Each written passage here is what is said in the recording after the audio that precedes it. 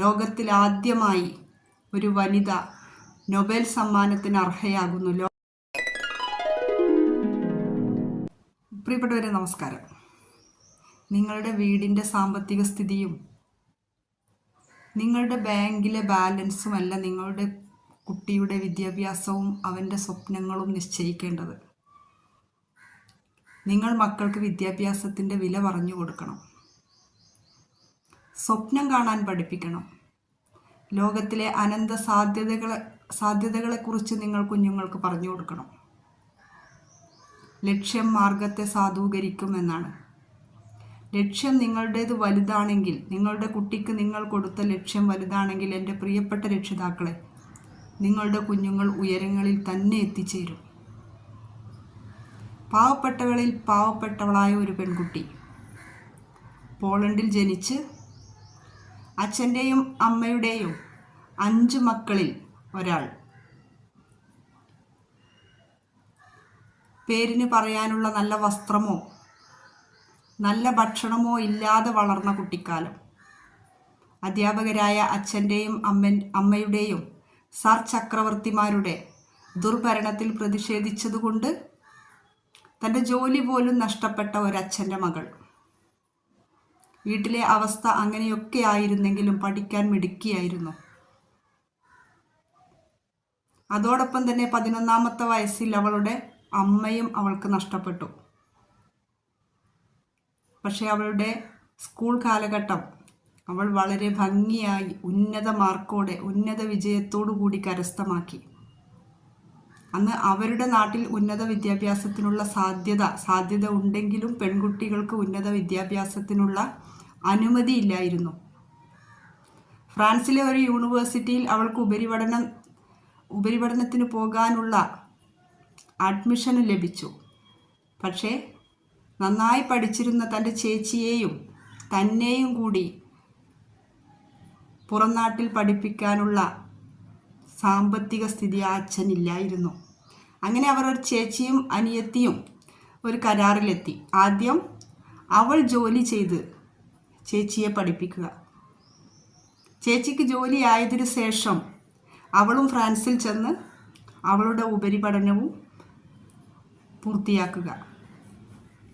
അങ്ങനെ പോളണ്ടിൽ കുട്ടികൾക്ക് ട്യൂഷൻ എടുത്തും അടുക്കള ജോലി ചെയ്തും അവൾ ചേച്ചിയുടെ വിദ്യാഭ്യാസം പൂർത്തിയാക്കി. ചേച്ചിക്ക് പാരീസിൽ ജോലിയായതോടുകൂടി അനിയത്തിയും ഫ്രാൻസിലേക്ക് പോയി. തൻ്റെ ചേച്ചി കൊടുത്തു വിടുന്ന ആ ഒരു പണം അവൾക്ക് മതിയായ ഭക്ഷണത്തിന് പോലുമില്ലായിരുന്നു. കോളേജിൻ്റെ ഹോസ്റ്റലിൽ താമസിക്കാൻ വാടക കൊടുക്കാൻ കഴിയില്ലായിരുന്നു.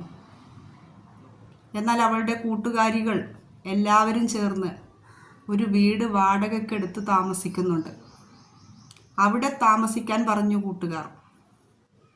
അങ്ങനെ അവിടെ ചെന്ന് ചോദിച്ചപ്പോൾ ആ വീടിൻ്റെ വാടക കൊടുക്കാനും ആ പാവപ്പെട്ടവളിലില്ലായിരുന്നു. അങ്ങനെ ആ കൂട്ടുകാരികൾ താമസിക്കുന്ന ആ വീടിൻ്റെ അടുക്കള ഭാഗത്ത് ഒരു ഇത്തിരി ഒഴിവുള്ളൊരു സ്ഥലം കണ്ടു. ഞാൻ കുറച്ച് പൈസ തരാം, എനിക്കിവിടെ താമസിക്കാൻ പറ്റുമോയെന്ന് ആ വീടിൻ്റെ ഓണറോട് അവൾ അന്വേഷിച്ചു. അയാളത് സമ്മതിച്ചു. അങ്ങനെ വീട്ടിലെ പുകയും ഭക്ഷണത്തിൻ്റെ ഗന്ധവും എല്ലാം സഹിച്ച് അവൾ ആ അടുക്കള ഭാഗത്ത് താമസം ആരംഭിച്ച് അവളുടെ പഠനം പൂർത്തിയാക്കിയ അവൾ നാട്ടിലേക്ക് തിരിച്ചു വന്നു. ഖനികളിൽ നിന്നും കൊണ്ടുപോകുന്ന പിച്ച് ബ്ലെൻഡ് അയിര് തലയിൽ ചുമന്നു കൊണ്ടുപോകുന്നത് കണ്ട് നാട്ടുകാരൊക്കെ കളിയാക്കി. നമ്മുടെ നാട്ടിലെ പോലെ തന്നെ നാട്ടുകാരൊക്കെ അവളെ കളിയാക്കി. പുറത്തൊക്കെ പോയി പഠിച്ച് കുട്ടിക്ക് തലക്ക് വട്ടായി, ഭ്രാന്തായി പോയി എന്ന് കളിയാക്കി. ഒരു ദിവസം ലോകത്തിൽ ആദ്യമായി ഒരു വനിത നൊബേൽ സമ്മാനത്തിന് അർഹയാകുന്നു. ലോകത്തിൽ ആദ്യമായി നൊബേൽ സമ്മാനം വാങ്ങിയ മാഡം മേരി ക്യൂരിയുടെ കഥയാണ് ഞാൻ നിങ്ങളോട് പറഞ്ഞത്. അവൾ ആ പിച്ച് ബ്ലെൻഡ് അയിരിൽ നിന്നും യുറേനിയത്തെ കണ്ടുപിടിച്ചു. ആ യുറേനിയം സമ്പുഷ്ടീകരിച്ച് അവൾ വീണ്ടും റേഡിയം കണ്ടുപിടിച്ചു. ആ റേഡിയമാണ് ഇന്ന് നമ്മുടെ ആറ്റോമിക് എനർജിയായി മാറിയത്. വീണ്ടും നോബൽ സമ്മാനം നേടി. ഒരു കുടുംബത്തിലെ എല്ലാവരും നോബൽ സമ്മാനം നേടുന്ന അത്യപൂർവമായ കുടുംബം. മേരിയും ഭർത്താവും മകളും മരുമകനും നോബൽ സമ്മാനം നേടിയ കുടുംബം. ഇതാണ് പ്രിയപ്പെട്ടവരെ ഞാൻ നിങ്ങളോട് പറഞ്ഞത്. നിങ്ങളുടെ വീട്ടിലെ സാമ്പത്തിക അവസ്ഥ കണക്കാക്കി നിങ്ങൾ നിങ്ങളുടെ കുഞ്ഞുങ്ങളുടെ സ്വപ്നങ്ങളെ തല്ലിക്കെടുത്തരുത്. നിങ്ങൾ അവർക്ക് കൊടുക്കുന്ന സ്വപ്നം, അവർക്ക് കൊടുക്കുന്ന പ്രതീക്ഷ, നിന്റെ കൂടെ ഞങ്ങളുണ്ട് എന്ന് കൊടുക്കുന്ന ആ ധൈര്യം മതി നിങ്ങളുടെ കുഞ്ഞുങ്ങൾക്ക് പഠിച്ചു മുന്നേറാൻ. സാമ്പത്തികമില്ല, അല്ലെങ്കിൽ ഞാൻ സാമ്പത്തികമായി പിന്നോക്കാവസ്ഥയിലുള്ള ആളാണ് എന്ന് വിചാരിച്ച് നിങ്ങളുടെ കുഞ്ഞിൻ്റെ ഭാവി നിങ്ങളില്ലാതാക്കരുത്. ഓരോ കുഞ്ഞും ഭൂമിയിലേക്ക് പിറന്നു വീഴുന്നത് അവൻ്റെ 2 കൈയും ചുരുട്ടി പിടിച്ചുകൊണ്ടാണ്.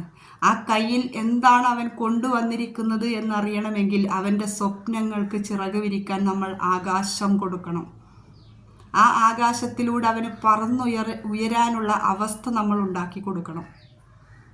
നിങ്ങളുടെയും നിങ്ങളുടെ കുഞ്ഞിൻ്റെയും ലക്ഷ്യം വലുതാണെങ്കിൽ തീർച്ചയായും ഇന്നല്ലെങ്കിൽ നാളെ നിങ്ങളുടെ കുഞ്ഞുങ്ങൾ ഉയരത്തിലെത്തിച്ചേരും.